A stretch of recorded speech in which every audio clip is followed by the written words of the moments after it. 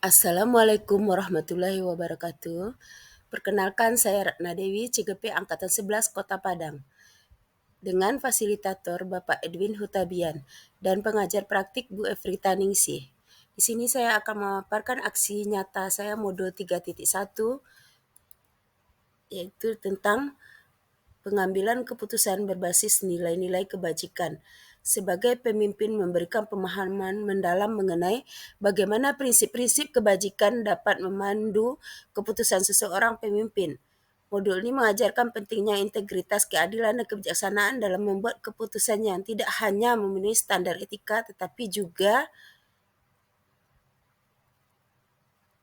konsep utama dalam modul ini yang mencakup 4 paradigma, yaitu pengambilan keputusan dan 3 prinsip pengambilan keputusan dan 9 langkah pengujian keputusan. Penggunaan nilai-nilai kebajikan dalam keputusan diharapkan dapat menciptakan lingkungannya lebih positif, kondusif, serta membantu pemimpin menghadapi dilema etika dengan cara yang berimbang. Kesimpulan, pengambilan keputusan berbasis nilai-nilai kebajikan melibatkan pertimbangan mendalam tentang kebenaran, keadilan, dan tanggung jawab. Dalam proses pengambilan keputusan, pemimpin harus memadukan nilai-nilai pribadi dengan prinsip etika yang universal untuk mencapai keputusan.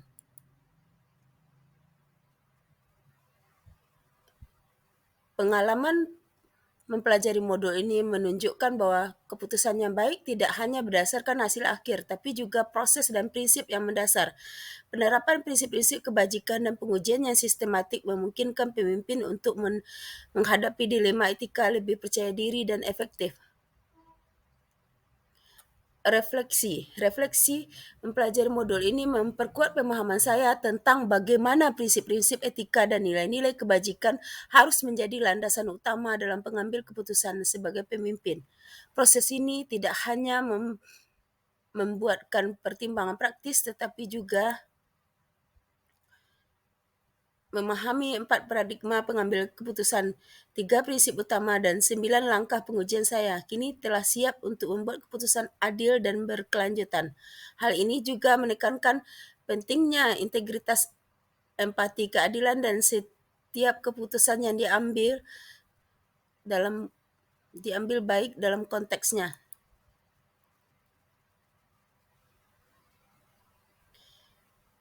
Praktik proses pengambilan keputusan paradigma, prinsip dan pengujian keputusan bentuk kasus, dilema wali kelas antara hukuman dan kesempatan kedua. Saya pernah mengalami situasi di mana salah satu siswa saya tertangkap basah mencontek saat ujian oleh guru pengawas ujian. Dia merupakan siswa yang cerdas namun sering kesulitan mengelola waktu karena membantu pekerjaan orang tuanya. Setelah sekolah sebagai wali kelas, saya mengalami sebuah dilema, yaitu harus memilih antara satu, memberi hukuman sesuai peraturan sekolah yang bisa berdampak buruk pada nilai dan reputasi siswa tersebut. Kedua, memberikan kesempatan kedua dengan pendekatan yang lebih mendukung seperti bimbingan tambahan atau ujian. Paradigma yang digunakan justice vs mercy atau keadilan vs kasihan. Keadilan memberikan hukuman sesuai peraturan sekolah yang menekankan pada keadilan dan penerapan aturan secara konsisten. Rasa kasihan memberikan kesempatan kedua dengan pendekatan yang lebih mendukung seperti bimbingan tambahan atau ujian ulangan yang menekankan pada pemahaman terhadap situasi khusus siswa dan memberikan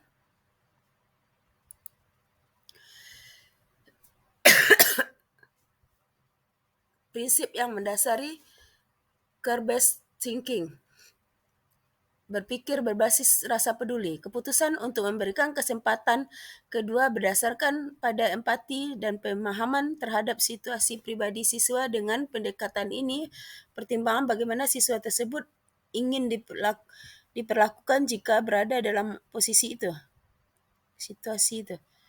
9 langkah pengambilan keputusan. 1. Nilai-nilai yang saling bertentangan, keadilan dan disiplin mengikuti peraturan sekolah, vs empati dan dukungan. Siapa yang terlibat? Siswa.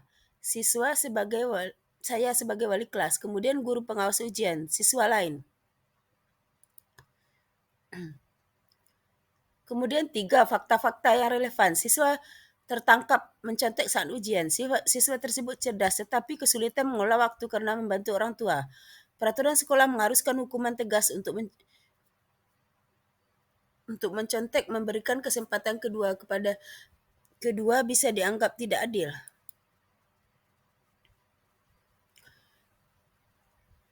Pengujian benar atau salah. Uji legal tidak ada pelanggaran hukum, namun peraturan sekolah mengharuskan hukuman tegas dan untuk mencontek. Uji regulasi mengikuti peraturan sekolah akan memberikan hukuman tegas, memberikan kesempatan kedua bisa melanggar aturan tersebut. Uji intuisi memberikan kesempatan kedua dengan bimbingan tambahan atau lebih bermanfaat bagi pengembangan mental siswa tersebut.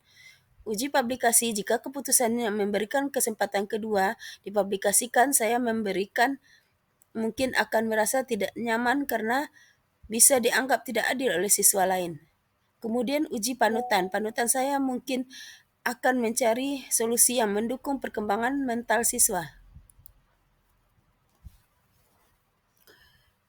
Pengujian paradigma benar lawan benar. Dalam pengujian benar lawan benar, maka paradigma yang sesuai adalah keadilan lawan kasihan. Kemudian prinsip resolusi atau penyelesaian. Dari 3 prinsip penyelesaian dilema, prinsip yang digunakan adalah berpikir berbasis rasa peduli, care-based thinking, karena ini melibatkan empati dalam melakukan siswa tersebut.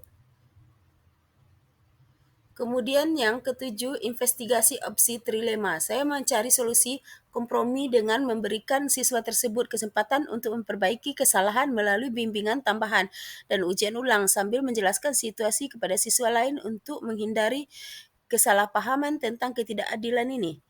Kemudian yang kedelapan, membuat keputusan, memberikan siswa tersebut kesempatan kedua dengan bimbingan tambahan dan ujian ulang sambil memberikan penjelasan terhadap siswa lain alasan dibalik keputusan ini. Kemudian kesembilan, lihat lagi keputusan dan refleksikan.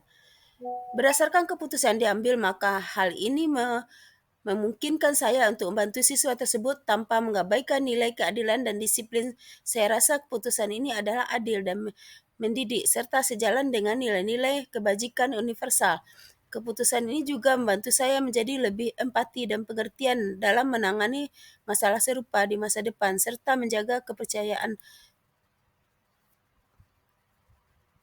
Evaluasi ketepatan tahap pengambilan dan pengujian keputusan. Langkah-langkah pengambilan keputusan diikuti sudah tepat karena melibatkan identifikasi nilai-nilai yang bertentangan dengan pihak yang terlibat, pengumpulan fakta, dan berbagai pengujian untuk memastikan keputusan diambil adalah etis dan dapat dipertanggungjawabkan.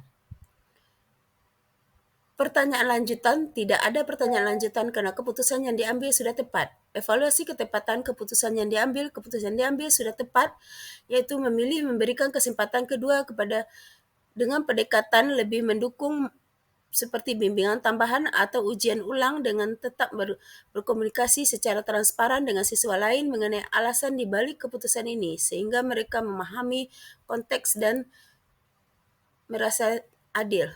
Terima kasih atas perhatiannya. Akhir kata, semoga tergerak, lekas bergerak, dan mari menggerakkan.